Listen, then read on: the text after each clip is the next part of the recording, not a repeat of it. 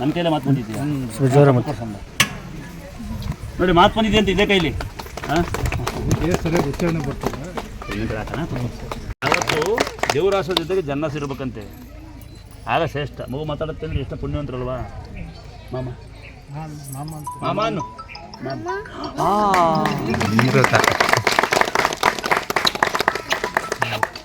ನೋಡಿ ಭಕ್ತರೆ, ಇದೇ ಮಗು ಮಾತಾಡ್ತಿರ್ಲೋದು ಇದೇ ಕೈಲಿ ಮಾತಾಡಿದಂತೆ ನಮ್ಮ ಅಣ್ಣ ಹೇಳ್ತಾನೆ. ಅಣ್ಣ ಅಣ್ಣ ಏನಂತ ಬೇಡ್ಕೊಂಡಿದ್ರಿ?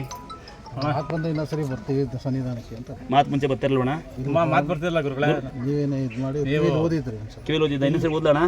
ನೋಡಿ, ನನ್ನ ಕೈಲಿ ಮಾತು ಬರ್ತಾವೆ, ನನ್ನ ಕೈ ಹುಷಾರಾಗುತ್ತೆ ಅಂತ ಯಾವತ್ತೂ ನಾನು ಹೇಳಲ್ಲ. ದೇವ್ರು ನನ್ನ ಕೆಲಸಕ್ಕೆ ಕಂಡಿದ್ದೀವಿ, ನಾನು ವಯಸ್ಸಿರ ಮಟ್ಟ ಮಾತ್ರ. ಆಮೇಲೆ ಎಲ್ಲ ನಾವು ಸೇವಕರಾದ್ದೀವಿ, ಯಾವತ್ತೂ ನನ್ನ ಗುರುಸ್ಥಾನಕ್ಕೆ ಬೇಡ, ನಾನು ಆಗೋದಿಲ್ಲ. ಆದರೆ ಈ ಕಿವಿಲಿ ಮಂತ್ರ ಹೇಳಿರಿ, ಕಿವಿ ನನ್ನ ಮುಟ್ಟಿರೆ ಮಾತು ಬರುತ್ತೆ, ನಾನು ಪುಣ್ಯವಂತ. ಯಾಕಂದ್ರೆ ನಿತ್ಯ ತಾಯಿ ನಾನು ಕೈಯಲ್ಲಿ ಮುಟ್ಟಿದ್ರೆ 6 ಜನ. ಇನ್ನೊಂದ್ಸರಿ ಬರಲಿ ಅಂತ ಹೇಳೋಣ.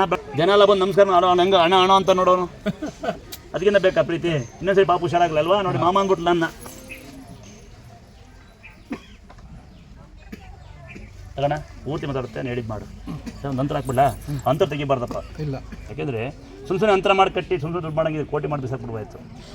ತಾಯಿ ಹೆಸರು ಕಂಡು ತಾಯಿ ಹಣೆ ಮೇಲೆ ಕುಂಕುಮ ತೆಗೆದು ಅದಕ್ಕೆ ಮಿಕ್ಸ್ ಮಾಡಿ ತಾಯಿಗೆ ದರ್ಶನ ಅಂತ ಭಂಡಾರ ಮಿಕ್ಸ್ ಮಾಡಿ ನಿಮಗೆ ಶುದ್ಧವಾಗಿರಲಿ ಮಕ್ಕಳುಗಳಿಗೆ ಅಂತ ಕಟ್ಟಿರ್ತೀವಿ. ದಯವಿಟ್ಟು ಅರ್ಥ ಮಾಡ್ಕೊಳ್ಳಿ, ಆಯ್ತಾ? ಅಂತರ ಬಿಸಾಕ ಅದಾಗ ಬಿದ್ದವ್ರೆ ಅಡ್ಡಿ ಇಲ್ಲ, ಅದೇ ಅಂತ ಬಿದ್ದವ ಹುಷಾರು ಸೇಫ್ಟಿ ಕಾಪಾಡ್ಕೊಳ್ಳಿ. ತೆಗಿಬಾರ್ದು ಮತ್ತೆ, ಗೊತ್ತಾಯ್ತು? ಯಾಕೆ ಸುಮಾರು ಜನ ಅಂತರ ತೆಗೆದು ಮತ್ತಾಗ್ಯಾರೆ. ಇನ್ನೊಂದು ಸಣ್ಣ